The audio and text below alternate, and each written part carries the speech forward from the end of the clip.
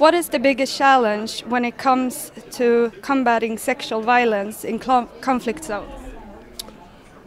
I think that we can combat sexual violence in conflict only if the population can be aware about how this weapon can destroy the community, not only destroying the victim, but destroying the families, society.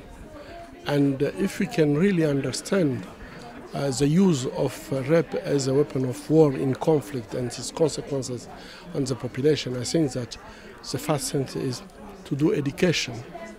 So young boy must be educated, and this is not something to do when the war is already there. You have to do it before, because what is pushing to do this kind of bad things is only to don't respect the gender equality. The second thing is really to make responsible all the commanders in the war. They have to understand that they have responsibility when their troops can rape or do sexual violence in conflict. So they have to respond for what the troop did. So I think that we have to work at different level, and I think that the international community have a responsibility, because now, as we know, rape in conflict is as a crime of war, and this should be addressed by also the international community. But sometimes we have impression that the international community is so weak to address this kind of questions.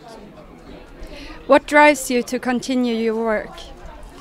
Yeah, I believe that the change can happen, and all of us we have responsibility for to get this change happen. And you can't just think that others will do. You have yourself to act. This is one thing. The second thing is how we can think that to get a community where women are excluded, discriminated. It's not. It can't be a community. So I think that fighting against sexual violence is to fight for the world where really men and women can be equal, and this is only the one world we can get. Other is not a world. So I'm just doing what each human have to do. Thank you so much.